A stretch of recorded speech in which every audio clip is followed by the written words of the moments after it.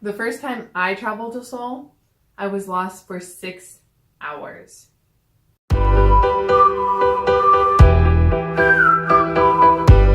Hello guys, my name is Riley, and once again, I am only one half of Friendly Genly. If you're new here, welcome. I'd love to get to know you. Please comment down below if you ever plan to travel to South Korea or what your future travel plans are. Today, I want to give you some tips for traveling in South Korea. Basically, today you're going to be learning from the mistakes that I made and the ignorance that I had when I first started traveling in Korea. As I mentioned, I was lost for 6 hours the first time I traveled to Seoul outside of the city that I live in. And you can actually go back and watch that video if you want to see us lost. I'll put a card up at the top, and if I know how to do that.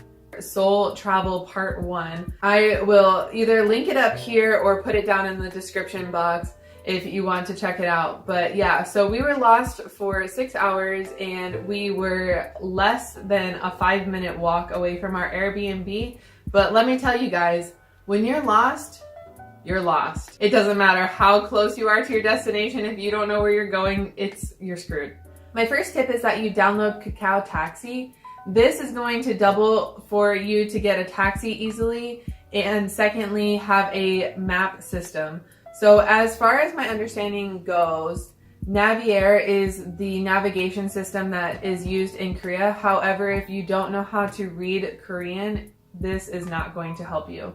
Google Maps is what I tried to use that day I was lost in Seoul. However, Google Maps is not very good in South Korea. So downloading Kakao Taxi is going to double as your map. That's in English. And then also an easy way for you to get a taxi because you can input your location and then you can input the place that you want to go rather than trying to explain to the taxi driver where you want to go and them not really understand because of the language barrier. Additionally, with Kakao Taxi, you don't have to put your card in for it to work, and for you to get a taxi, you can actually select pay the driver, and then you can just give them the cash or the card that you plan to use to pay for the taxi anyway.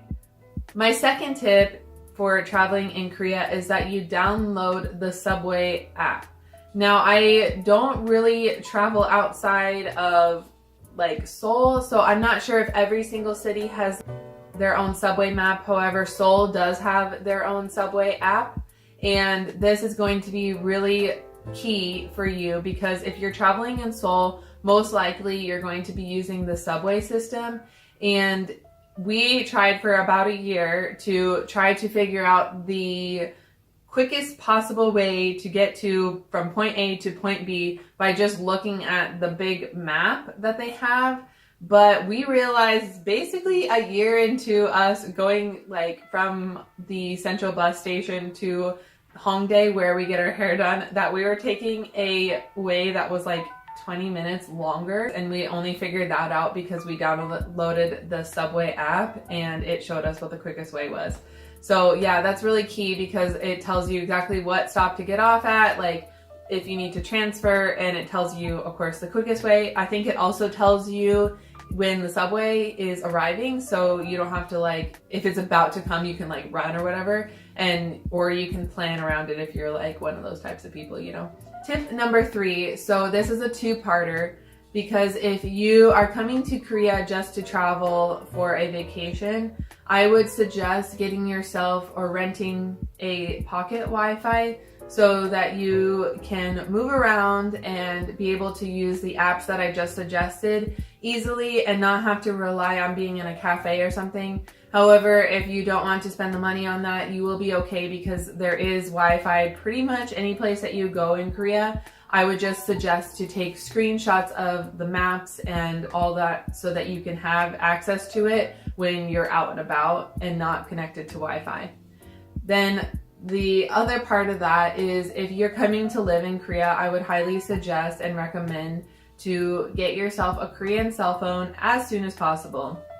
Jenna and I spent 6 months without a Korean cell phone, and although we managed all right, when we were traveling in Seoul, it would have been seriously key to be connected to data because of the fact that we were searching like crazy to find Wi-Fi, And every time we would find it, like maybe like our phones were dying, or like it just was so hard to manage trying to find a taxi or trying to find our Airbnb without data or Wi-Fi, unless we were in a cafe.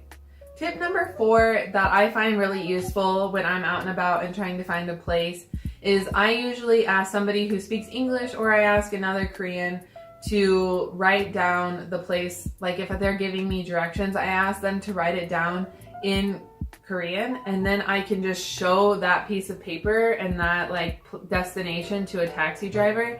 And that is honestly like the next best thing than using the taxi app, is to have the actual like address or the location that you want to go to written down in Korean, so then you can just show the taxi, because trying to translate things is crazy. Tip number 5 is to download Google Translate. Now, I mentioned that Google Maps doesn't work very well, but Google Translate is just fine. And we didn't use this again for probably a year into being in Korea. Let me tell you how key Google Translate is, guys. You can download this app and you can hover over the Korean letters and it will translate it directly into English. Another thing the app has is to be able to speak into the app and then be able to speak the Korean back to the person and vice versa. And then you can also type it out. And like, I don't know why it took me so long to download this, and this might be like a very obvious tip, but if you don't know about it, please download it and save yourself the trouble.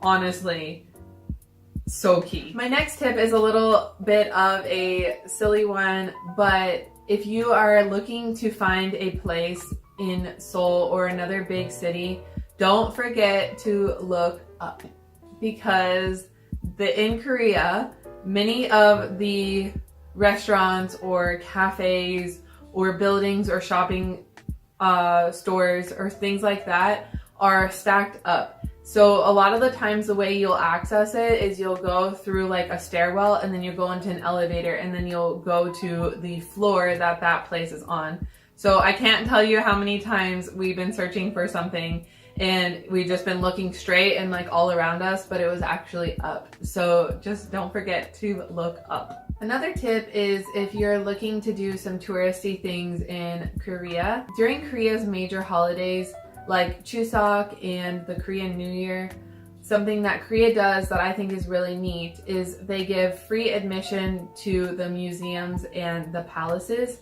So if you're planning a trip to Korea, or if you're already in Korea and you want to go explore, I would suggest going to Seoul to see a lot of the touristy things like the museums and such during the holidays, so that you can get free admission. My last tip is just a small little tip for doing and accomplishing some of the touristy things that there are to see in Seoul.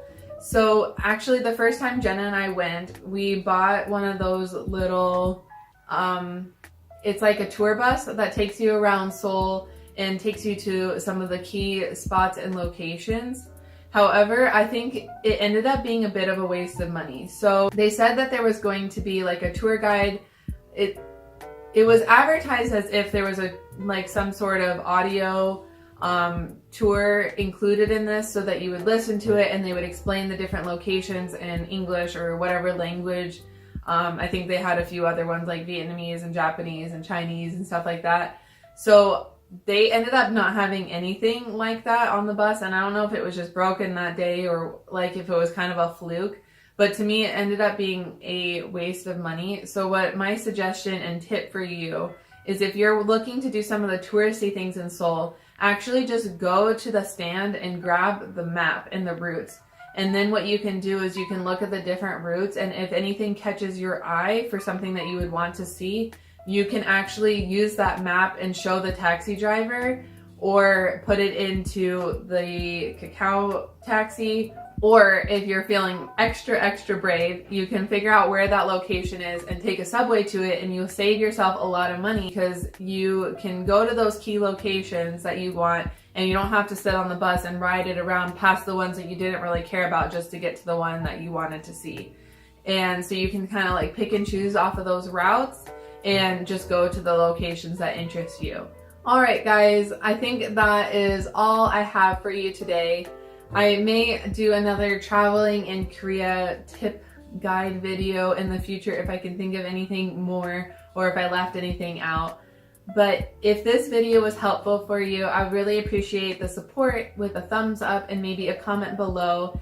I am posting videos every Monday at 9 a.m. KST. So look out for the videos in the future. Make sure you subscribe and hit the notification bell so you don't miss a single upload. Thank you guys so much for your support, and I will see you in the next one. Bye.